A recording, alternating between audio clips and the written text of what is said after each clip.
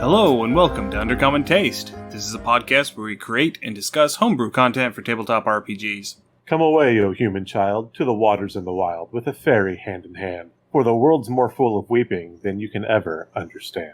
I'm Ian Woodworth, and I'm joined by my co-host James Daly. Today we are going to take the first of our steps into planar travel. We discussed planar travel a bit in our deep dive series, and we decided that we were going to take a little bit of time and go a little bit deeper. Today we are going to be talking about the Feywild. Yeah, I like this, especially when we start talking about planar travel. I mean, it's one of those things that's hinted at, and people try to do it from time to time, but rarely is it covered in depth. Generally, it's almost like a holodeck scene from Star Trek where you just need a one-off party or scenario or a day or two to kind of change up your thing. But these planes really bring a lot to the table. They've got a lot of lore. You can do a lot of different things with them. And starting off with the Feywild, I'm actually kind of really excited because I personally enjoy fairy lore, so this is going to be a lot of fun. Yeah, the Feywild is one of the closer realms to the material plane, and there is a lot of overlap between the two. It's one of the Echo realms, the Feywild and the Shadowfell, where they have roughly the same geographical makeup as the material plane. They are just slightly modified versions. So a mountain that exists in the material plane will have a counterpart in the Feywild and a counterpart in the Shadowfell in roughly the same place, but it will be a bit different one to the other. Right. So your three echo planes, as stated, you have the Feywild, you have the Shadowfell, and then you have the ethereal plane. Technically, the ethereal plane is one of the transitive planes. Is it? I thought it was one of the echo planes. No, it's one of the transitive planes. It allows you to travel between the planes, because the ethereal plane also connects to the inner planes, so the elemental planes. If you can find a way to physically enter the ethereal plane, you can pass through another curtain into one of the inner planes. But where the ethereal plane is a direct, like, one-to-one, so, I mean, where you go in the material plane is where you'll wind up in the ethereal plane and vice versa. The Feywild and the Shadowfell is not one-to-one, so if you went to a Wendy's and stepped in through a portal door, you wouldn't wind up at the same Wendy's in the Feywild. You could be anywhere in the Feywild. So one, those portals kind of shift. We'll talk about that in a bit. But the idea for the Feywild is all the gods basically took all of the light out of the material plane and condensed it into the Feywild. They took all the shadow and condensed it into the Shadowfell. So a really good example I read was if you came across a mountain lake in the material plane, in the Feywild, it would be a bright, crystal, shimmering lake, absolutely beautiful, reflective, crystal clear water. In the Shadowfell, it'd be a dark, foggy, swampy bog, where the material plane is as it is, and then the Feywild is a lake in its pristine state, and the bog it being in its darkest, coldest state, which is kind of a neat thing. It's not explicit in any of the texts that I've been able to read, but by and large, the Feywild seems to be a place of chaos. Just about anything can happen, depending on where you're at. The Fey themselves are very happy-go-lucky, they're very impulsive, but they do have a very strict set of rules that they follow. It's an odd dichotomy between those two extremes, where the Fey act in a very seemingly chaotic manner, but they always have this very strict code that they have to follow. I love that you use the term dichotomy, because that is everything about the Feywild. So like you said, it seems like a very crazy, chaotic place. It is, but it's all about extremes. So even the Feywild itself is an extreme on one far end of everything.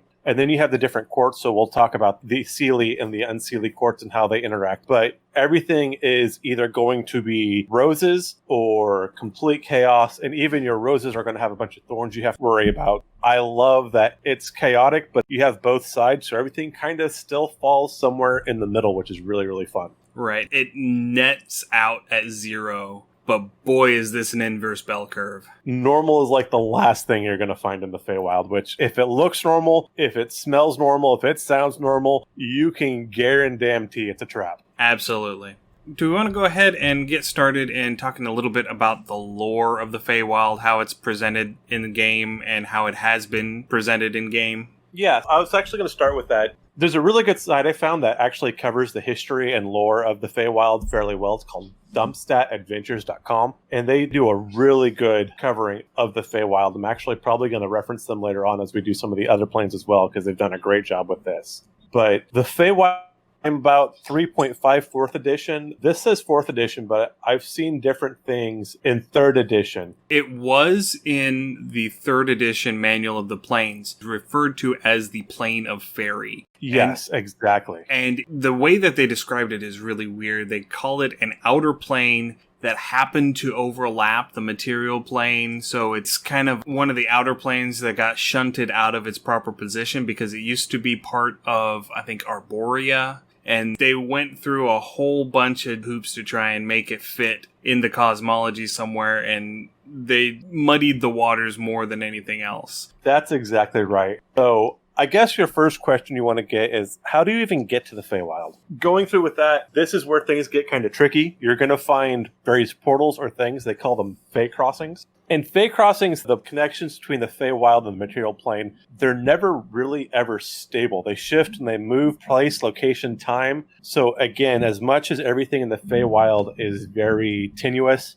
so is their connection to the material plane. So generally, if you're in a town and there's the lore of people going missing, or maybe there's some old ancient cairn stones or things like that, these are likely going to be portals, just as likely as an old pond could be, or walking through a mushroom circle or something like that. Often you're going to find yourself in the Feywild without meaning to. Intending to get to the Feywild is a much trickier proposition. At least early on, you're much more likely to accidentally cross into the Feywild than you are to intentionally cross into the Feywild. It's going to be very difficult until you start getting the higher level magic in order to transition from one plane to another at will. That's about the only time that you're actually going to start getting easy access to the Feywild on your terms. That said, there are a couple ways. So if you're a DM and you need a hook to get your party into the Feywild, it's just as easy for one of your players to run across one of the Fey or fairies themselves, and maybe they make a deal or a bargain.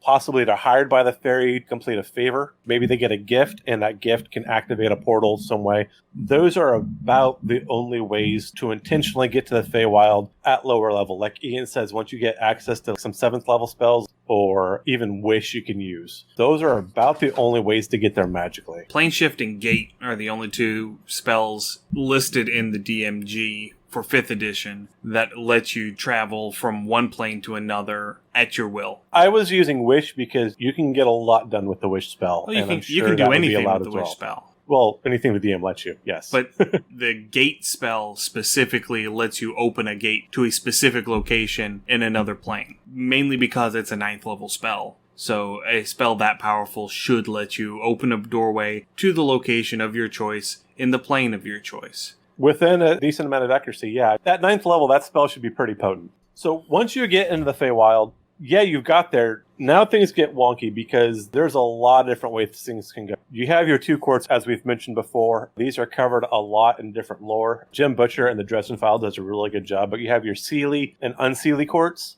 Your Seelie courts are going to be your summer Fey. Everything's going to be very bright. Everything's going to be very pretty, very beautiful. The Seelie courts are about joking and tricks and merriment and fun. Another good version of the Seelie courts in the Feywild, if you're a fan of Shakespeare, is Midsummer Night's Dream. So again, there's a lot of beautiful things. It's all about joking and teasing. It's very lighthearted, but not necessarily safe. Oh, absolutely not. Nothing in the Feywild is safe. That is the first lesson that you're going to have to teach your players if you send them into the Feywild, is that nothing in the Feywild is safe. Be very careful with your words. Be extremely careful with your promises and commitments. Going through, if you break a promise to a fairy, then that gives that fairy power over you. If you make a deal with a fairy, generally the way the deals are phrased gives that fairy some power over you. It's like giving a creature your true name. So trying to talk about the Seelie court. So again, everything's bright. Everything seems vibrant. Here you're going to find, obviously, like your traditional fairies. You're going to see unicorns. You're going to see like that whole magical enchanted forest kind of feel because everything is done in the woods. You're far more likely to gain an audience with a Seelie court fairy. They're going to listen to you. They might even show interest in helping you. Now, that interest in helping you still might be self-serving to them, but they're going to be a little more pliable to your aid and your comfort for whatever reason. Yeah, the Seelie court is less likely to eat you. Yes, less likely, not unlikely. Again, very important. Yes, it is a very important distinction. It's kind of like the old meme, lawful good does not mean lawful nice when it comes to paladins. They are lawful friendly, they're not lawful nice. Right. And so as we deviate from them, we got to flip the coin, and then we get to the Unseelie Court or the Winter Court. These are your winter fairies, and so here you're going to deal with more monstrous looking things. They may be beautifully monstrous, but they are still monstrous. Things are going to be cold. Things are going to be very severe. The Unseelie Fae like to have fun too. The problem is their fun and merriment is at your misfortune. They will put you in a trap. They will throw things in your way just to watch you stumble and try to find your way out. And if it's bad enough that you have to call on them to help you out as a favor, then more so power for them. So again, the Winter Fae are harsh, like a harsh winter would be. They're not unfair, but they are brutal. Yes, where the Summer Court focuses more on tact and intrigue, the Winter Court is more focused on power, as in physical power, power of will, power of mind. It is a very rigid hierarchy that is established by survival of the fittest. Absolutely. And not necessarily just the physically fit, but the quick of mind, the clever, the brave. The people who are not bound to their morals. Right. Both courts do admire bravery. They do admire certain aspects of the human condition, as it were. Granted, we're talking D&D, so it's not necessarily a human condition, but it could be, I guess, the heroic condition. So the Unseelie Court is ruled by what they call the Queen of Air and Darkness, and she actually does not have a physical manifestation, but rather a cloud of darkness hovers over her throne room, issuing orders for death, assassination, and torture. So that kind of gives you a really good feel about how the Unseelie Court works. Another good example is something we talked about quite a while ago during our Monster Mash episode, but your green hags are technically Fey. Well, all hags are technically Fey, with the exception of night hags, right, who have been subjected to demonic influence and so are now considered fiends, and they are able to pass into the abyss. And that gives you an idea of those hags where they can be really beautiful, but it tends to be illusion. They like to manipulate and twist things just so they can laugh at them or gain power. That gives you a really good bead on how the fairy courts are going to work. Now, most hags exist outside of the courts. Most hags are not actually members of the courts. They are more likely to be members of the Winter Court than the Summer Court. And if you find a hag in one of the courts, that hag is probably one of the 2 or 3 most powerful people in that room. Yeah, I mean, those hags are going to be way, way up there if they're at the courts. I agree. So that's the Summer and Winter Court, and that's the surface level of the Feywild. And so wizards know you like going on some weird places for adventuring. So they put some weird places in your weird places so you can have some more adventures on your adventure. So where have we not talked about, strangely enough, despite our name, this entire time yet, Ian? We have not talked about the Underdark yet. We have not. The Underdark is a very real place in the material plane, and we need to do some episodes there. We do. But because there is an echo of everything in the Feywilds, there is an Underdark in the Feywild called the Feydark. Absolutely. And oh boy. Yeah, this is going to be about as fun as you can imagine. So take your best cave-dwelling adventure, turn it up to 11, then shake it upside down, flip everything backwards, and now it's 11d1. And snap off the knob. Oh my. So yeah, the Feydark is a nasty, nasty place for mortals to go. Yeah, don't tread these ground lightly, my friend. As vicious and as savage as the Underdark is, the Feydark even more so. What you're going to find a lot here are the Formian Races, which are basically like your giants and your cyclops. The Femorian. Femorian, yes. Formians are the ant people that we talked about a few episodes back.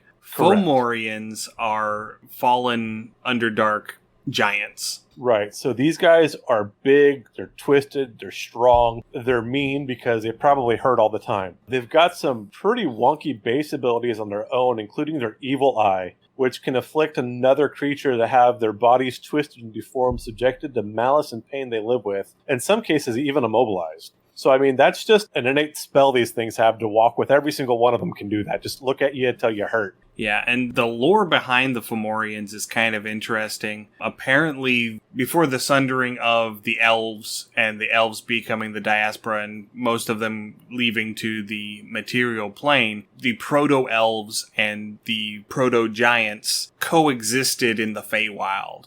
And then the giants decided that they were going to try and use magic to subjugate the elves. And when the elves rallied with the rest of the denizens of the Feywild and defeated the giants, they were cast into the Feydark, and their magic twisted them into the Femorians that you see. So again, these things can be absolutely vicious. So if you have your characters running the Feywild and then let's have a cave adventure anyway, you can totally do this. And it's not just a smattering with like a couple hovels. These things have entire cities. So now you've got whole cityscapes down there that you can deal with, fortifications. I mean, all kinds of stuff you can do with the Feydark. For just an example of something that you could do, and we're going to get to more of these later on, but I want to get this out while it's fresh in my mind. Say you come across an abandoned drow city in the Underdark, and you walk through just one particular doorway in the Underdark, and that doorway happens to be a crossing, and you end up in that city's echo in the Feydark. Let's just say it happens to be a Femorian city. That would be nasty. That would be extremely nasty. I wouldn't put my first level characters into that. No, absolutely not. I mean, Femorians in themselves are, I think, a CR 9 or 10 monster. Yeah, I was going to say, if you're hitting level 17, 18, 19, you're just running out of things to throw at your party, maybe one of these. Yeah. So you've got your summer court, you've got your winter court, you've got this dark fae, which is plenty. But wait, there's more. If you just want to feel lost, like the old TV show Lost, where you're going to be stuck here and you're probably stuck here forever and the island just well might eat you, the Feywild's got one of those too. This is called the Dread Isle. And I'm going to go ahead and read this straight from the site because I'll chop it up horribly otherwise. There exists somewhere in the Sea of Lords a domain of coral. Island is home to treacherous waves, jagged rocks, and mysterious creatures. It's constantly flitting from Feywild to other planes, and many who find themselves on this island may never leave. The island is constantly trying to kill any visitors, as its home is the psychic Sioux monsters that reside in treetops. The Sioux monsters watch over the island with a special focus on the Yuan-ti who also live here. So, yay for having a bunch of Yuan-ti, which is just a fun creature to throw in anyway. But not only does this plane get you lost in the Feywild, but this plane will go from the Feywild and transport itself into other planes. So if you really want to get your party good, spun around, and lost, bring them here. Yeah, I can definitely see a middle to high level campaign where you have to get to a certain location, let's say somewhere in the plane of water, and you have done the research and you find out that the place you need to go is right next to where this island shows up whenever it shifts into the plane of water. And so you figure out that the easiest way to go about doing it is to get to the island and then time your leaving that island just right to get off in the plane of water. Oh, that would be so hard. Oh my god, that'd be amazing. Yeah, and not only do you have to time it right, but you also have to fight the island to get off. Absolutely, because as it said, the island's trying to kill you. Now, I don't know how it is in the rest of the world, but in America, there's always the joke that pretty much everything in Australia is trying to kill you because of the number of poisonous critters and snakes. And then, the kangaroos are known to kick and punch people. And then you've got the drop bears and you've got the cane toads. Emus and cassowaries, man. Yeah, I mean, everything in Australia wants to kill you. That said, our listeners in Australia, we love you. If we're incorrect that everything in Australia wants to kill you, let us know because we'd like to find some allies there if we decide to visit. I will say that I visited my sister in Australia and I came back alive. No spider bites, no snake bites, but I was only there for a week, so. Fair enough. But much like that, this island is trying to kill you, so everything in the island is designed to bring you low. It's just how the island works, it's what it's going to do. So traps galore, natural hazards galore, wild beasts, whatever other fae you're going to throw in here on top of the Yuan-ti and the Sioux wizards. Again, this is going to be a very dangerous place to find yourself. The next place, and I wish I knew about this earlier because this makes my geeky heart just kind of flutter. I love lycanthropes. Personally, I think they're really neat. They're really fun. They don't get near enough love. Everything went with vampires there, early 2000, and we really needed more lycanthropes. We kind of really needed some more of the Underworld series, etc. But Blackstone Vale is a home of lycanthropes. And so this vale is a forest between the summer courts and the winter courts, and it's completely overrun with lycanthropes. They have fortresses and cities that they've built where there's a constant war. But what makes this really interesting is the goddess of the moon lives in the Feywild. And so since everything is crystal, everything's light, the moonlight hits the lycanthropes a lot stronger. And so on that full moon, they don't just change, but they change and go absolutely berserk. And so you've got your lycanthropes at full tilt out here, but organized. You'll have hunting parties because, again, the goddess of the moon's up there and she's the natural enemy of the lycanthropes. So she'll have hunting parties sitting there trying to battle and bring down the lycanthropes whenever they can find them. So now you have deities, you've got fairies, you've got lycanthropes right in the middle ground between your summer and winter courts where there's going to be some skirmishing anyway. So again, a lot of chaos can happen in this little area. And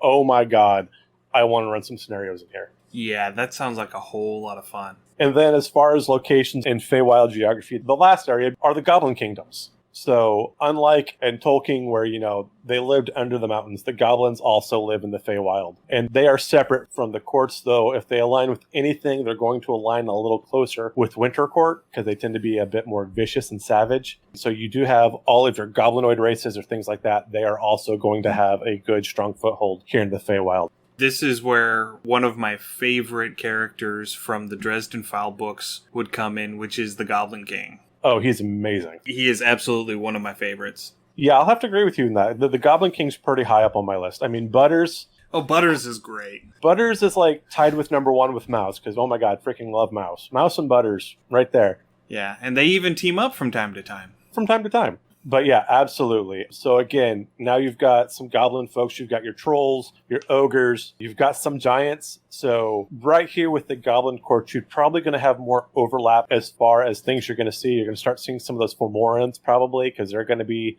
in some of those lower areas, kind of like your dwarves and gnomes are going to be underground, and they're going to start having overlap with the Underdark. Your goblins and your trolls are going to start having some overlap with your Feydark. And so, again, depending on what the kind of venture you want to run, if you need some ideas, those two tie in really well together. So the other weird, crazy thing with the Feywild, and this is an innate feature of the Feywild, not necessarily other planes, is that it's going to mess with your time. You might have time dilation, you might have time expansion. So you could just as easily walk into the Feywild and step out 10 years in the past, or you might walk into the Feywild and step out 10 years in the future. But you may also step into the Feywild and come back out at almost the same time as you went in. Almost never, depending on how tricky the fairies want to be at any given point, but that almost never happens. So I think one way to kind of picture how time works is towards the end of Willy Wonka and the Chocolate Factory, when Willy Wonka's talking to Charlie. And he says, most elevators can go up and down, but this elevator can go front ways and back ways and sideways and this ways and that ways. And that's kind of how time works in the Feywild. Right. The only thing is that it never goes backwards. It is still linear. It's just that it's not equidistant intervals of time. I don't know. I guess it's time dilation, so time's just really... It'll compress and it'll expand. But you'll never go backwards. That is correct. It still progresses forward. Laws of relativity, for some reason, still apply in the Feywild. Yes. And when you come out of the Feywild, you have a chance to forget everything that happened in the Feywild. So whenever you come out of the Feywild, you have to roll a wisdom saving throw. I think it's a DC 10. And if you fail on that saving throw, the entire amount of time that you just spent in the Feywild, poof, disappears. You can have it restored with a greater restoration spell, but if you were by yourself and you went in this Feywild and when you came out you forgot, you would have no one to prompt you that would be a thing. If it was an almost instantaneous thing, there really wouldn't be any issue. But if it was one of those where you went in for 3 days and it became 3 years, when you step out, you come out 3 years later having no inclination of what in the world just happened, or that anything did just happen. Those memories can also be something that the Fae may take as payment for favors or for exchanges of things. And it's a really good way for the Fae to protect their secrets too. So if you found any secret informations or bases, or maybe some secrets that they necessarily don't want people to know, then it's very much in those interests to make those memories go poof.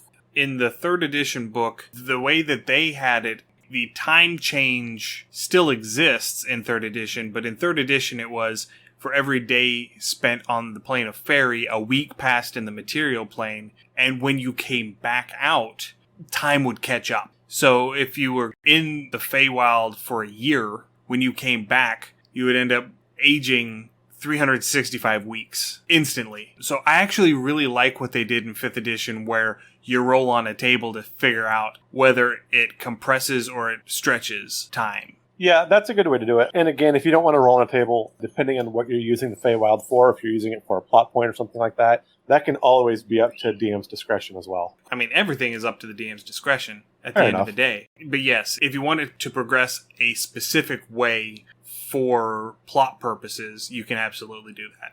Another weird thing that you could do is, let's say your party got into a fight just as they were planning on leaving the Feywild. And so they didn't all get through the portal on the same turn. You could end up having the time move differently for different members of the party. Oh, that would be brutal. Oh my god, I never considered that. Yeah, because Wow. it's always in flux. So you could end up leaving, say, 2 rounds before the fighter. And when the fighter comes through, the fighter ends up rolling minutes or seconds. So he ends up getting it compressed, so he comes back out almost instantly.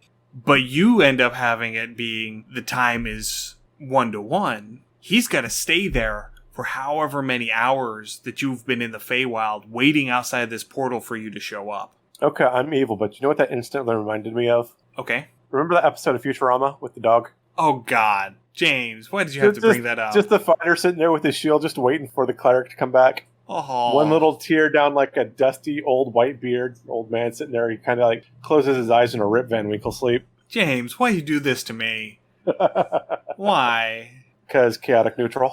So now that we have a little bit of an understanding of where we're working, let's talk a little bit about some of the mechanical ways, storyline-wise, on how to get your party from point A to point B, how to get them from the material plane into the Feywild. You're planning to go from point A straight to point B? You're so hopeful. Well, point B is just somewhere in the Feywild. Point B is an abstraction. Oh, I thought you had an actual point B you were going to. I'm like, yeah, you're not going to get there right away.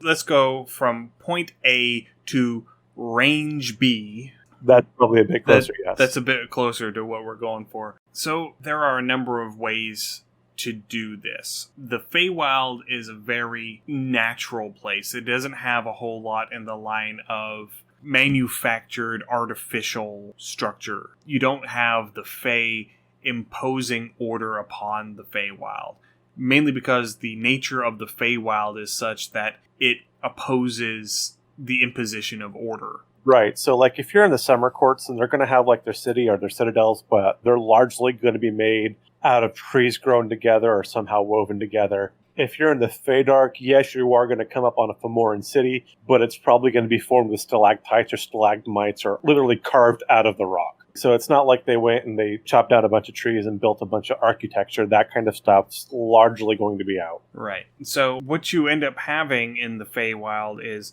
a lot of the crossings between the material plane and the Feywild are going to be in places that have a close tie to nature. They're going to be not only in very natural places, but in places of transition. Something like a sudden clearing or pond in the middle of the forest. So if you're going through a thick forest and you come upon this open glade in the middle of the forest, there's a pretty good chance that if you go through that glade, you might end up dropping into the Feywild. Let's just say that a rather large storm comes through and knocks down a bunch of trees, and the forest just doesn't grow back up in this open space, and it just turns into a meadow sort of look. That would be a good place for a crossing into the Feywild. If there's a pond, diving into the pond, you might resurface in the Feywild. Things of that nature. If you're going through a forest and there's a bunch of very large trees and you're wanting to send someone up the tree to scout out to see where you are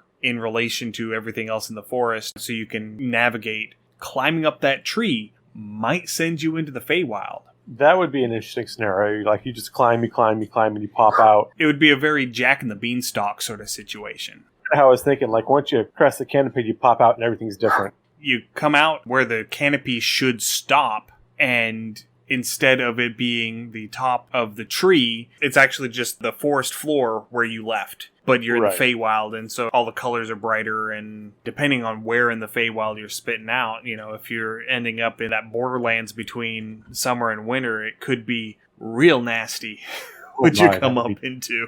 In the middle of a full moon, just for funsies. Just for funsies, yeah. But something like a cave behind a waterfall could be a transition into the Feywild. Or just a waterfall in general. If you walk through a waterfall, that waterfall itself could be a passage from the material into the Feywild. So, this cave behind a waterfall being a crossing, this could be an interesting way to drop somebody into the Feydark, if you wanted to. Oh, yeah, that'd be a hard place to start, but yeah, that would definitely do it. Yeah, I mean, especially if you weren't expecting it. This could be a plot point for a mid to upper level adventure where, you've got these Femorians that are coming out and raiding the local farms, and they don't know where they're coming from. And you're able to track them back to this cave, and you find out that you have to actually go through the waterfall into the cave. If you try and go around the waterfall, it's just a cave. But you have to specifically go through the waterfall to get into the cave, and that will send you into the Feydark. Yeah, that would actually be really, really fun. Another fairly clear way to get into the Feydark would be like if you were spelunking or even just doing an Underdark quest and like walked into a crystal cavern type thing. Into a crystal cavern or into one of the Underdark mushroom forests that they have. Oh, yeah. So anything like that typically is going to have some sort of natural tie to it, a very primal aspect to it. So those would both be really good ways to do it. If you're looking for a portal that would take you into the winter side of Faerie, something like an ice cave under a glacier. Absolutely, yes. That, again, another great one. Or even if you, broke through some ice. Oh, yeah, walking over a frozen lake. Yeah. Dropping through a frozen lake. Yeah, you drop through and you get that initial hit of cold, and you're expecting it to be cold water, and you reflexively inhale, but you don't inhale a bunch of water. And it's just that the air on that side is that cold, and gravity reasserts itself, and you fall prone on this plane of ice in the middle of winter. That would be an amazing adventure start. Oh my god, I can just picture that. I have this wonderful mental image of going through all that. That's an amazing adventure start. And that would be in deep winter. So that would also be another thing that I would not subject my low-level party to. Because that's where you're going to end up having, frost trolls. You're going to have some frost giants, probably. Well, basically, you can pull most of the monsters from the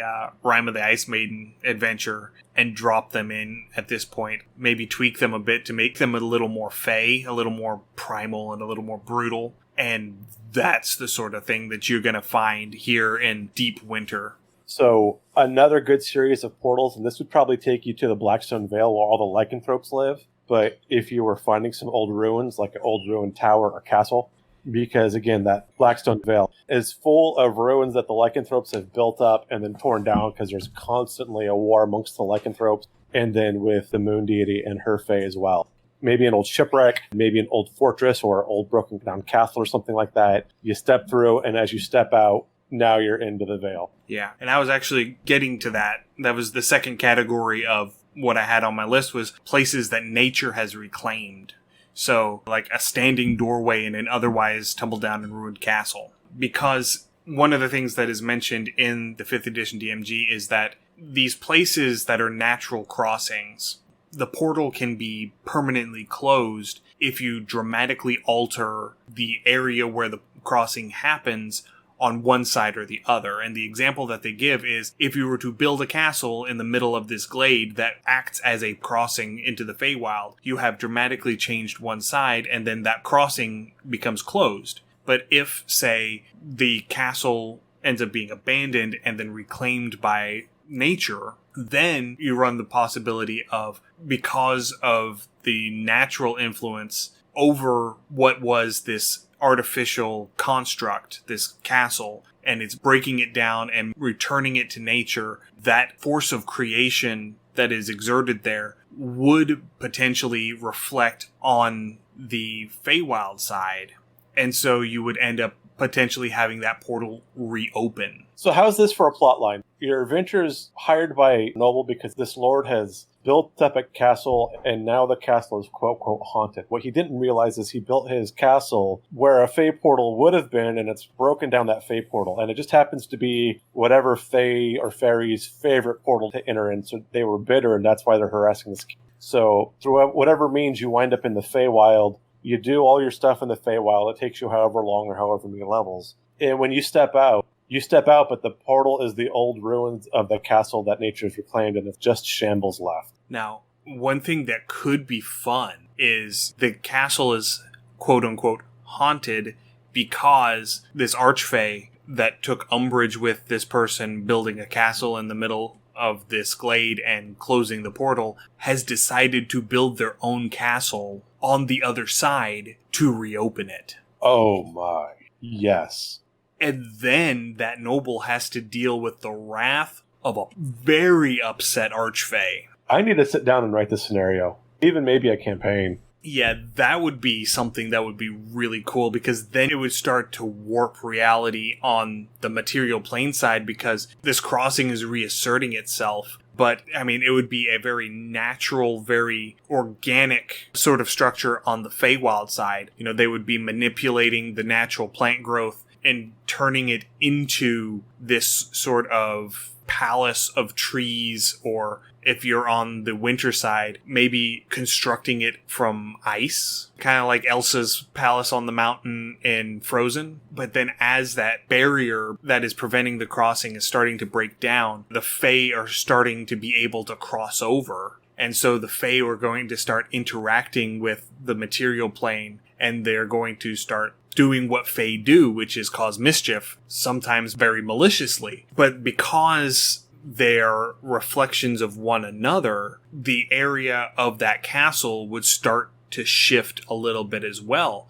So if the crossing does go into winter, like we're saying, maybe the climate in this area starts to get colder. Maybe the winters start getting harsher and longer. Maybe the crops start just mysteriously dying. Maybe it becomes very difficult to raise cattle, or the game starts to become thin as more predatory animals, so bears and wolves and big cats, start coming into the area and harassing the livestock. So these are all the sorts of things that you can end up having if you have this conflict between the artificial construct of the material plane and the organic construct of the Feywild. Yeah, I really like that. So what I'm thinking in my head is that your level like 1 to 5 would be you'd get there, and obviously the area is quote-unquote haunted or something's going wrong. So you're going through, you might have some will-o-wisp type things, but you're going to have a lot of wilds and beasts attack. Be a really good area for like druids and rangers to kind of pop up. A lot of natural enemies. And then maybe probably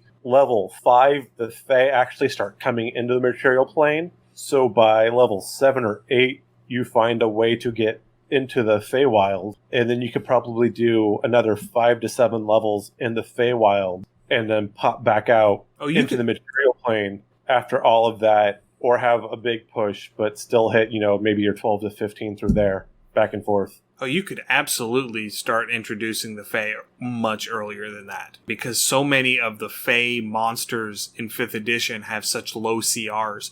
The highest CR Fae creatures in the books are, I think, the Eladrin, which are a CR 10. And I think because they don't stat out the Archfey, because the Archfey are supposed to be almost deity level powerful. Right. But it kills me that there's nothing in that band in between. You don't have anything in between CR 10 and CR 30. Only there was a homebrew podcast where people could listen to where they could figure out how to stat out a creature. Refer to our last 2 episodes and go and look at some of the cool stuff that they had in 3rd edition, which we're probably going to go into at some point, taking existing 5th edition monsters and scaling them. How to take a CR10 monster and make a CR15 monster out of it. But that's going to be way down the road. Yeah, I just looked up Sprite, and a Sprite's only a CR 1/4. So, I mean, you could start throwing Sprites in fairly early. I would still keep things as quote-unquote haunted at least for the first couple of levels, to kind of build up suspense and mystery. And then maybe start throwing in some sprites as a hint and a clue, and then kind of start build up from there. Yeah, sprites and pixies and nymphs and dryads and all of those. They're all fairly low CR. I think dryads are a bit higher. I think they're CR 3 or 4. Then we can always throw a Coven of Hags in just as a brute squad. Oh, yeah. Well, you just throw in a Coven of Hags because it's cool to throw in a Coven of Hags. That's true, too. But again, if this was a crossing into the winter side of Faerie, you would end up getting stuff in the forest like winter wolves. Which, by the way, winter wolves are my favorite beastie ever. Because they're giant wolves that breathe ice. And they're just super cool. Everything the Starks wish they had. They really are. They really are everything the Starks wish they had. Inversely, if you decided to run something like this with the Summer Fae, things are going to get hotter. You're going to deal a lot more with heavy overgrowth. Your Summer Court Fae is a lot more about growth and plant life and sustaining things. So suddenly things would become very jungle-like. Kind of like, if you go back to like the 50s and 60s, the old Tarzan films, or even some of like the Kipling adaptations where you had to like cut through a path with a machete to get anywhere, it'd start being that kind of thing. And you're still going to get a lot of predators, but you're going to have a lot of more neutral beasts, but still very aggressive, much oversized. So you're probably going to start seeing dire animals instead. Absolutely. And you're going to start getting megaflora. In our region of the United States, kudzu is a big thing. It is an invasive plant. It was brought in by the railroads to grow on banks as ground cover to prevent erosion. And it was also brought in as a grazing plant that grew quickly for cattle. And then they found out that cows don't like to eat it. But kudzu grows everywhere. And once it gets established, it just doesn't stop. And it can grow upwards of a foot a week. It is a very expansive plant. And so these are the sorts of things that are going to start growing up if you have a transition into the summer side. In absolutely prime conditions, you can literally watch the kudzu grow. It grows that fast. Yes, absolutely. Again, I grew up in California. And in California, one of the plants they use as a decorative plant is this really pretty plant. It grows really thick, so it's great in the middle of the highway. It has these wonderful white flowers called Oleander. The only problem is it's extremely toxic. Like, you don't Absolutely. eat it, you don't look at it, you don't lick it. What the highway department didn't fully count on is that if a car crashes into the Oleander and catches on fire, that smoke is now toxic too. Yeah, it's nasty. California has decided to start trying to pull out the Oleander. Again, it's beautiful, it's decorative, not the safest thing in the world.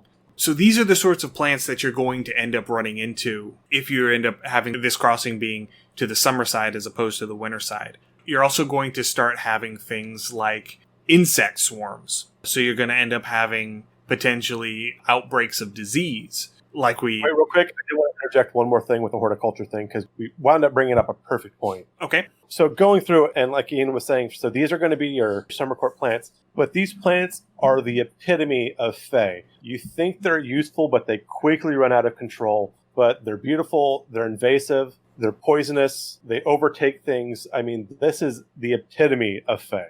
So another option for a place that nature has reclaimed would be like a flooded or a collapsed mine. So a place where this entire chasm under the earth is completely artificial, but nature has done something to drive the people who would exert their artificial order over it out and has begun to reclaim it. And so, again, this would be where you would start having a transition into the Feydark. This could be one of those places like you see every so often in Skyrim, where the ceiling of the cave collapsed in, and now there is this little grove because it was the actual top of the hill collapsing in, and now it's open to the sun. So it's almost like this little caldera. And so you've got this little grove growing up in there. That would be a wonderful place to have a transition into Faerie. Very much so, yes. And then kind of playing off of the standing doorway and the ruins transition, a town under a lake. So in our region, there were a lot of TVA, Tennessee Valley Authority projects. So a lot of hydroelectric dams were built in the 30s, 40s, and 50s, I think. And so there are lakes around us where there are entire towns under the lake. The town was flooded when the dam was built, and they moved the town, but the buildings are all under there. So whenever they were going through and doing the flooding, there are pictures that I've seen of, I can't remember what town it was, but they flooded the town, and the church in the town, the steeple of the church still stuck up above the water, so they actually went out in boats and cut the top of the steeple off so that it wouldn't stick up out of the water. Oh, that would piss off so many different things in a campaign. Like, that would be such a terrible idea. Yeah, so one of these towns would definitely be a good candidate for a transition. This is probably where you get to that dread isle that moves, because again, you're kind of underwaterish, and it moves from the water plane to the Fey to other planes. Oh, yes. Underwater shipwreck would also be a good portal for that as well. Yeah, that would be a pretty good one. But I can definitely see you have a town where there was a well-to-do noble, and his mansion is under this lake. And if you were to swim down and swim through the doorway, you would end up not in the house under the lake, but actually in the front parlor of an archfey. I can see that. So you know how we talked earlier about having to step through a waterfall to get to the Fey Dark into a cave? This would be like the exact opposite. So you're swimming, you swim through a doorway, and you just step through a wall of water. Yeah, you step out through a waterfall in the Feywild. Yeah, that would actually be a really good way to do that. And so that would give us our first two, just natural crossings, places that nature has reclaimed. And then you would have places that are actually built and structured to act as portals. So they could be naturally occurring, or they could be constructed. So things like your traditional fairy ring of mushrooms, things like your stone henges, so like actual Stonehenge or any of the other number of henges that dot the world. Any of those could be places where the power is focused to facilitate a portal. They generally are places where they would have established that there is a connection here, and they've built this structure here to amplify that, to be able to try and control that better, to make it a little more on demand and a little less at the whim of whatever the trigger happens to be. Right, so that's good. You have the traditional, like the Irish and Scottish cairns, like the big stone piles that aren't quite hinges. Sometimes what people will consider holy ground or sacred ground, that's not necessarily devoted to a deity, but just it has that property. So if you're a fan of Emperor's New Groove, where he talks about the mountains just kind of sing, again, that would be a natural. If they built something up there because it had a property to it, that could very easily become a constructed portal way as well. Absolutely. I'll have to see if I can find the image again. There's an image of a monastery in China where it's these two towers on top of this monolith of rock. And the prevailing, I don't want to call it superstition because it was an actual religious practice, but the common practice of the time was the higher the elevation of your temple, the closer it was to the heavens and the more important it was. And the more powerful the connection that you would get to the heavens would be. And so this stone, this monolith, it's a very inconvenient place to be, but it had that cultural and religious significance, and so that's where they put the temples. And so these are the sorts of places that would have a structure like this that would potentially be set up as a portal to the Feywild. So something kind of like the Temple of the Dalai Lama, where it's just way, way up in the Himalaya Mountains, and it's like way up there. Yeah, that would also be a good example. Now, I've read something as well. I forget where I read it, but someone was trying to figure out a way to picture the transition between the planes, and they brought up Avatar: The Last Airbender, and that's a very Eastern way of picturing it. So again, those sacred shrines, those sites, they tend to be either like very high up or kind of out of the way. But like I said, those shrines tend to almost become holy ground sites. So again, those are the kind of things that people start gravitating towards because, well, honestly, if there's a Fey presence, you're either thinking there's deity or there's Fey, but there's definitely something special going on there. And then you end up being able to ask yourself the question, was this built because there was a Fey presence, or is there a Fey presence because this was built? Was it construction of this henge that acts as a conduit between the material and the Feywild centered around an existing crossing, or was it able to coalesce and draw in enough power to create a crossing? Those are the sorts of things that you can start getting into with that. And that can be a lot of fun. Anytime you can throw philosophy in the game, roleplay, or ingenuity, those are like my three favorite things to do on a table. And so the one last thing that I wanted to put into this category would be druid groves. Because the natural magic of druids just melds so well with the Feywild, because the Feywild is nature embodied to its extremes. And so I would see this, there would definitely be a way in a notable druid's grove. It may be limited to certain phases of the moon. It could be limited to certain other times or events, but there would be a way to transition from that druid's grove into the Feywild. On the equinox, solstice, on the solstice, during an eclipse. Perfect, yeah. Things like that. But I would also say that it could become just a natural transitional crossing if, for some reason, that druid grove is abandoned. If for some reason the druids have to abandon this grove, or if, say, the population just dwindles and dies off, and this grove has no one to tend it, the latent natural magic in this grove would end up melding it to a point where it would just become a natural crossing into the Feywild for whoever happened to pass through it. Oh, absolutely. And there would undoubtedly be sprites and other things and dryads tending that grove. Oh, there would totally... Dryads and treants would totally be taking over this grove. Because of the concentration of natural magical power here, those would be the sorts of entities that would be drawn to it. And so if the druids aren't there tending it, somebody's going to. Okay, another scenario idea, because that's what we're doing today.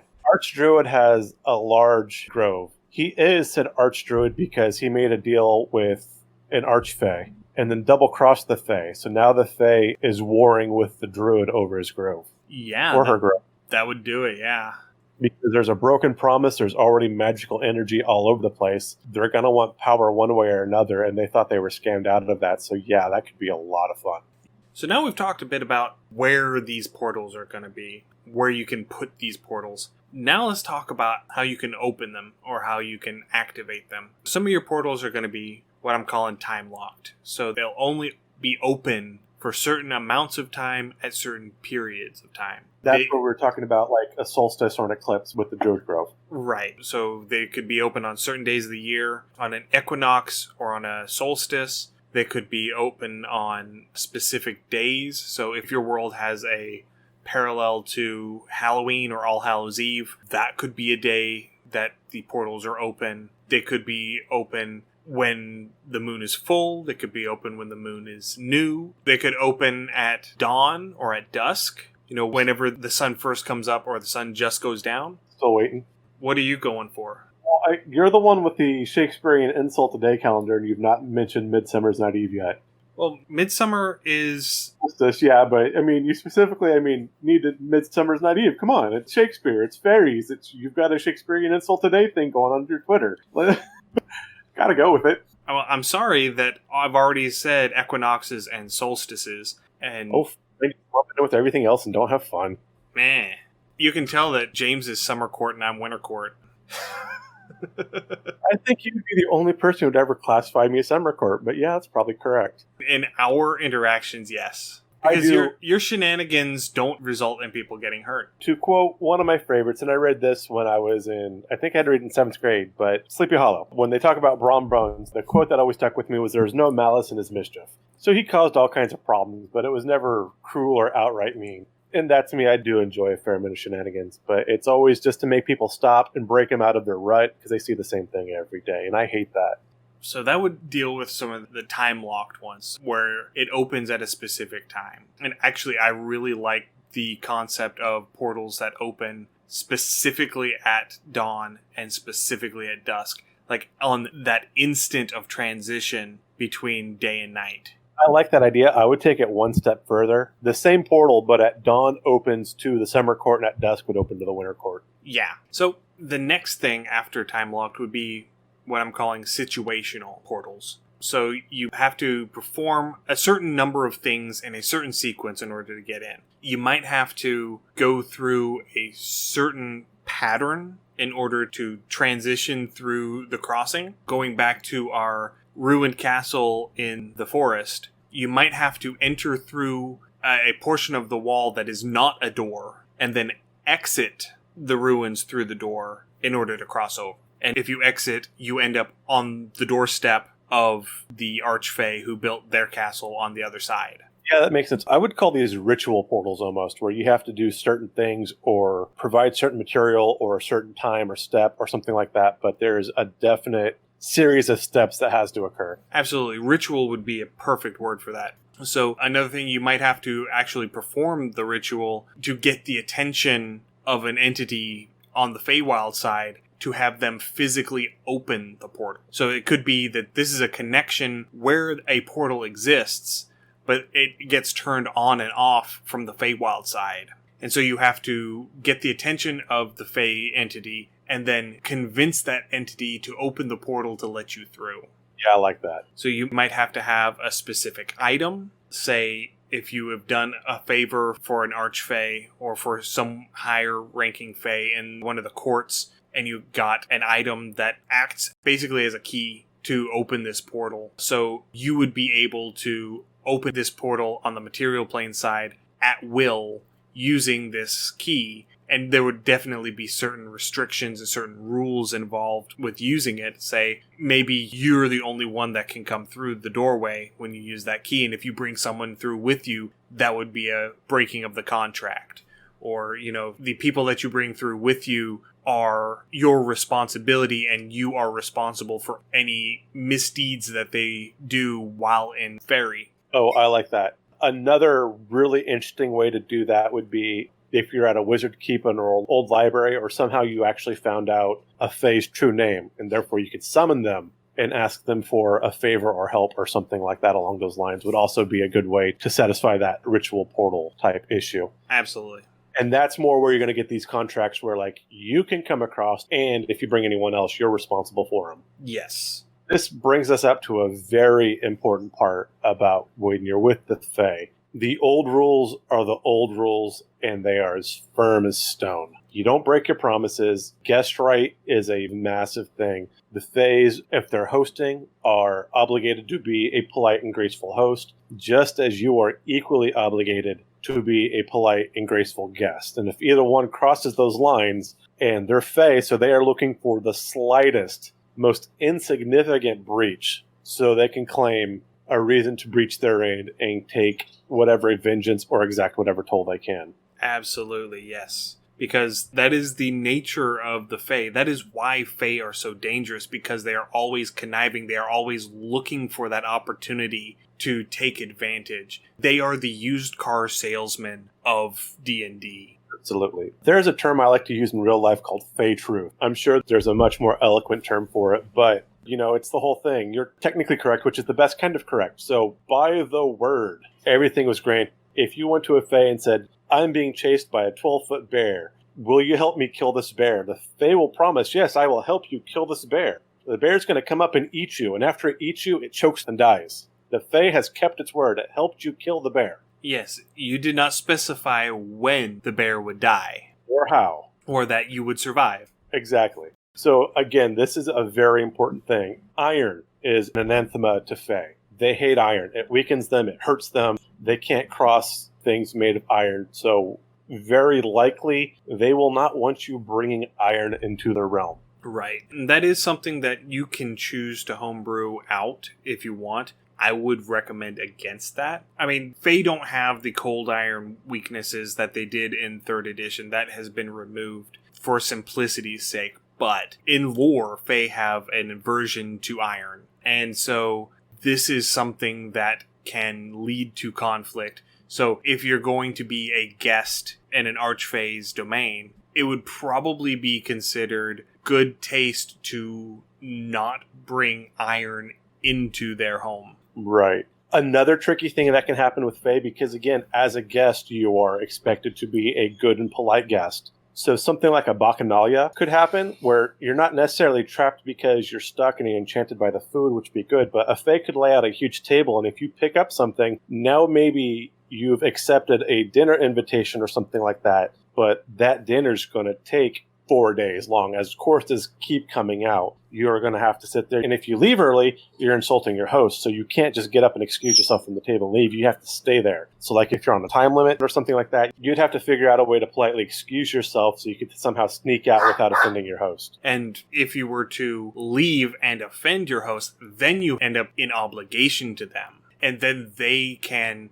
demand things of you that you are required to fulfill. Because that is the magic of the Feywild. If you break your oath or your word to something in the Feywild, because part of the natural magic of the Feywild, it now has a small to significant amount of control and power over you. So it could be something as simple as they can cast a command spell at will, to suggestion, to you're their puppet and you're on their strings, depending on how you want to DM that. Yeah, that could end up going a whole lot of different ways. Most likely, I would probably run it as the Gaius spell, where you have a compulsion to do something specific, and you take damage if you don't act to fulfill that, or if you act against the interests of that. Yeah, that would fit perfectly. And again, at the DM. But yeah, so this kind of compulsion or this kind of power isn't something that the entire party needs to know about. So this is one of those times where you could slip a note to a player as a DM. Depending on how wonky or how much fun you want to have, you could have different people with opposing compulsions or Fey that have opposing goals. And so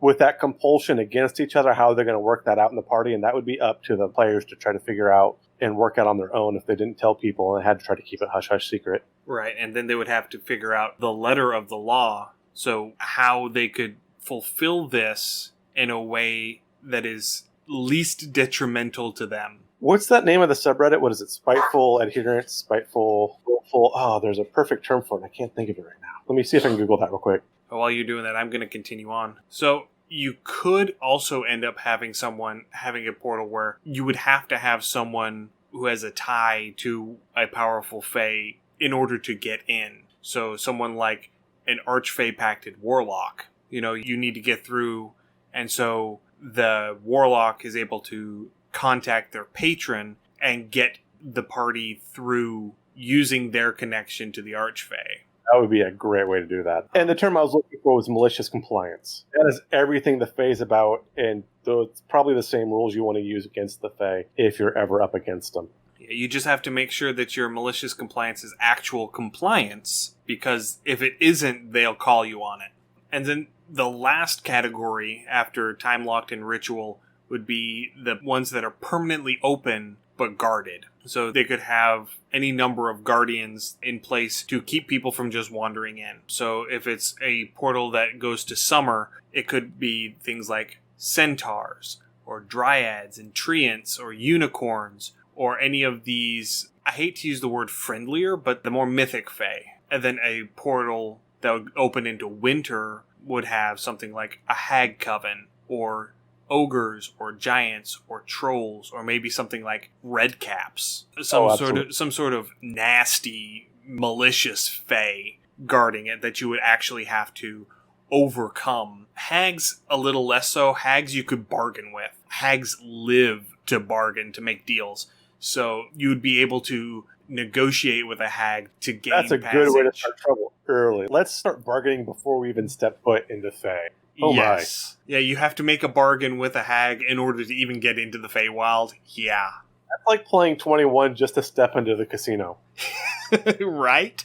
And then for either group, having Eladrin as the guardians. So you would end up probably having Winter Eladrin for Winter Court, Summer Eladrin for Summer Court. But this realm in between, where the Lycanthropes are, where Blackstone Vale is, that's where you would end up having things like the Spring and Fall Eladrin. The ones that fall between, you could end up having a coven of Archfey Pacted Warlocks. You might just have a pack of Lycanthropes. Yeah, I could see that real easy. And even beyond that, you might not even have any creatures there at all. It could just be a series of illusions and charms and magical traps that are intended to redirect you away from it, or to lull you to sleep until the moon goes down and then the portal closes and you can get up and walk away. Or, puts you into a labyrinth of trees and you get lost in the forest until you starve to death. These are the sorts of things that, while they are not actual entities, could very easily act as a guardian to turn away those who would not be able to survive in the Feywild. The unworthy, if you will. So, I have to bring up something horrible. Okay. If you've ever seen or read the Hellraiser series by Clive Barker, the lament configurations, the puzzle cubes, they were meant for different things, and in the books there's actually several different of these lament configurations. But what I absolutely love about these things, which absolutely fascinates on me about them, is they had two prerequisites before you can open these things, because if you opened up this cube or solved the puzzle, then you open this gateway and a bunch of horrible stuff happened, and bad things in general. I mean, the movie's called Hellraiser. We can go along from there. But you had to have two very important things. One, you had to have an innate curiosity to try to figure out the puzzle. And two, you had to have the intellect to be able to solve the puzzle. So it wasn't like it was going to grab a complete innocent, but it wasn't like you could sit there and stumble upon this thing and drop it and accidentally open up this portal and let all these creatures in. You had to intend to do it, and you had to figure it out. And so I think those are two really good barriers for a portal like that. So these puzzle configurations for these permanent Fey portals are kind of the same thing. You'd have to search them out. You'd have to figure out a way to get through. So by going here, you are showing your willingness to step forward. And it wasn't like, oops, I tripped. You can't say, I didn't mean to, sorry. So once you get in through one of these puzzles, you've already showed a commitment. Yeah. So your curiosity is you're seeking out this portal, and then your intelligence is you're demonstrating that you're capable of overcoming all of these obstacles that stand between you and this portal. Yeah, that's a very good parallel. So now that we've talked about portals a bit, what I wanted to do is focus on what sort of classes you really want to try and draw the Feywild experience into your campaign world if you're running with these classes. So obviously the Archfey Warlock. It's already been mentioned so far. The Archfey Warlock, by its very nature, has a connection to one of the most powerful entities in the Feywild. That's where they're drawing their power from, and that patron is going to demand things of the Warlock in return for the power that they're being given. And so having them drawn into the Feywild would be a way to have the patron extract their pound of flesh, if you will. And I think that this would be a really great thing for once every 2 to 3 levels or so, the party is just walking along through the corridors of this dungeon. They round a corner and they find themselves standing in the patron's palace. Oh, that'd be cool. Yeah, the patron just decides... Levels, the Warlock goes poof. Was that? Every 2 or 3 levels, the Warlock goes poof for a time.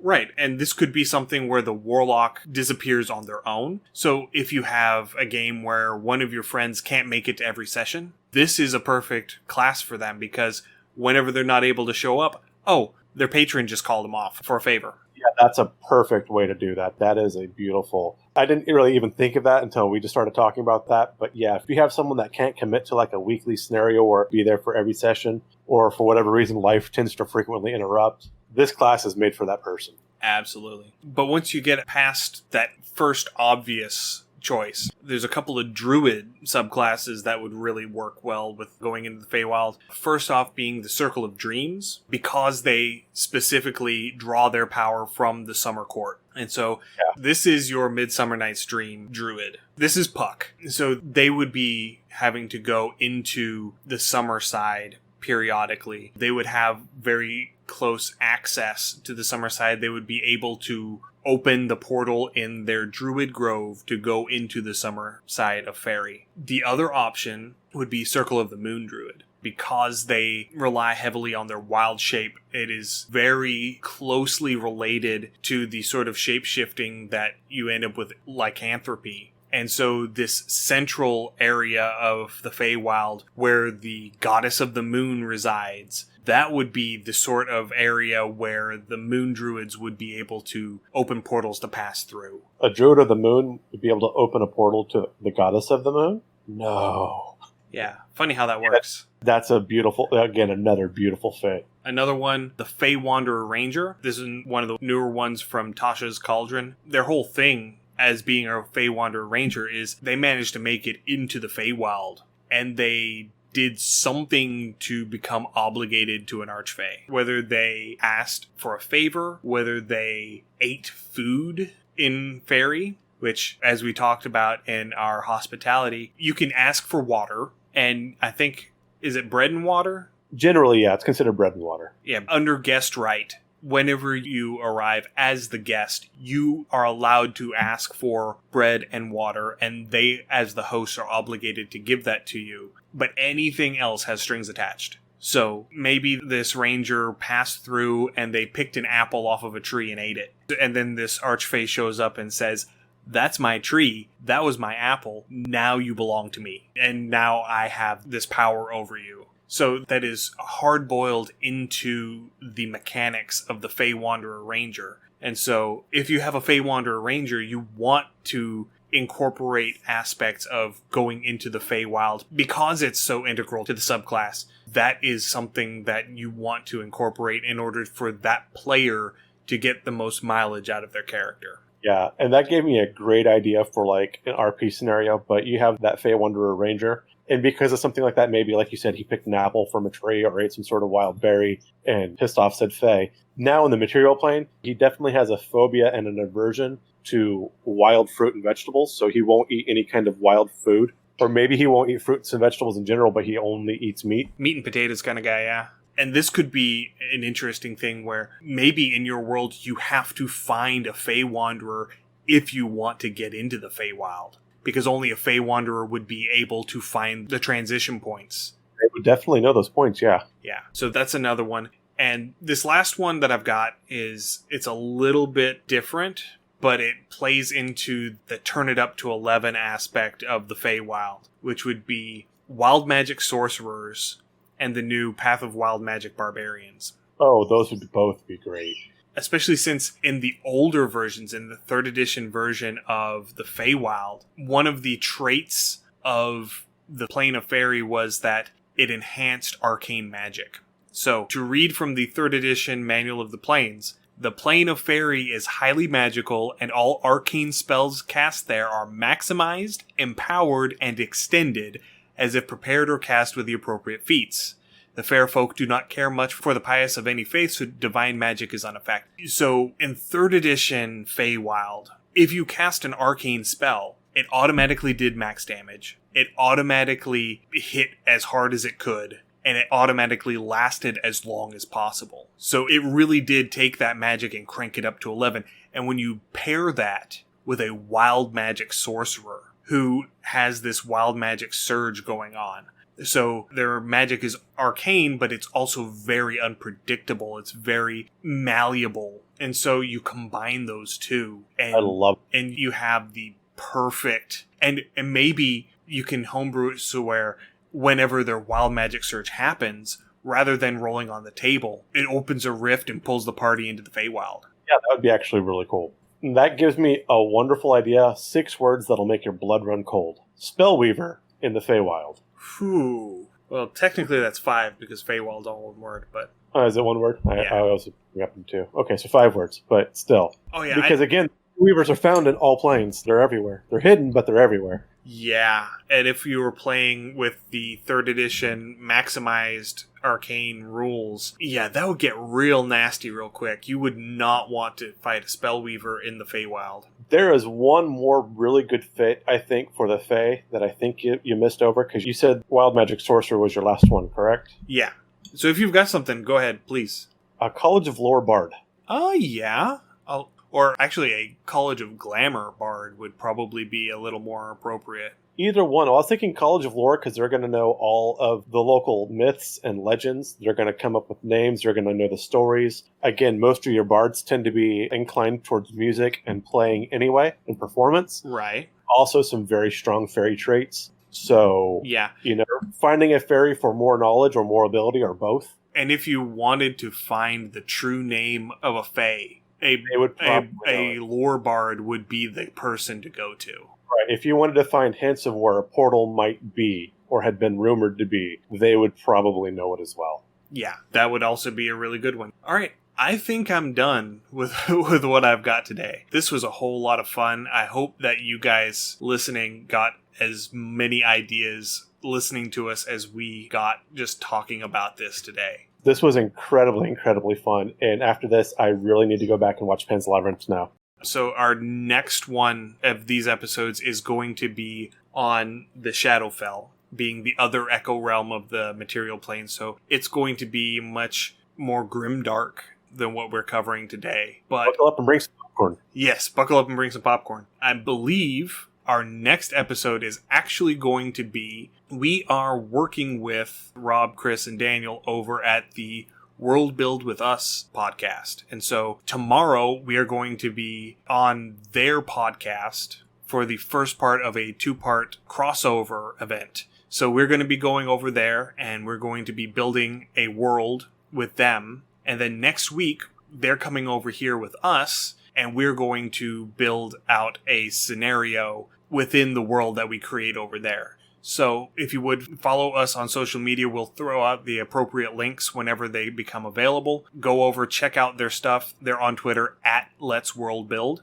And they've got some really great stuff that they do. And we're really excited to be working with them. Very much so, yeah. So that's going to be what next week is going to be. And then after that, we're going to pick back up on these episodes with the Shadowfell and keep progressing through the planes. So if you enjoyed what you heard today, or if you have a suggestion on what you would like to hear, please drop us an email, undercommontaste@gmail.com, or send us a direct message through Twitter at UCT Homebrew. We are also on Facebook and Instagram. I am still doing my Shakespearean insult page-a-day calendar inspired RP prompts that James so brusquely referenced a little bit ago. You loved it.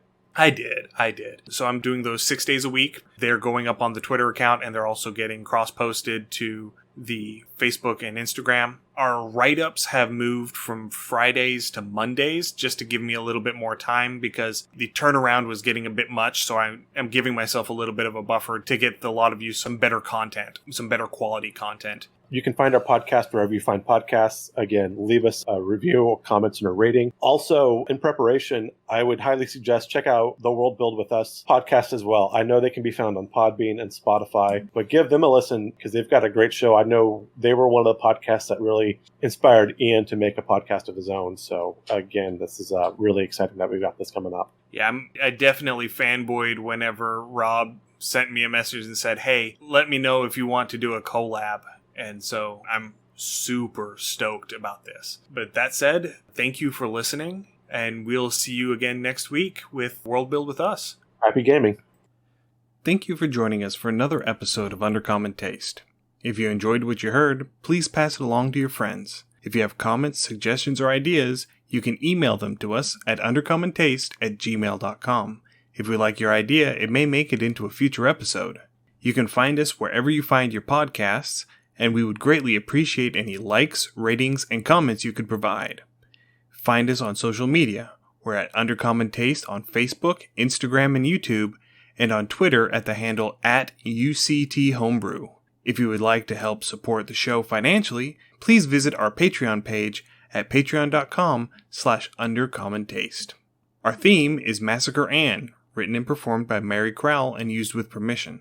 You can find her online at marycrowell.bandcamp.com or on Patreon at patreon.com/Dr. Mary C. Crowell.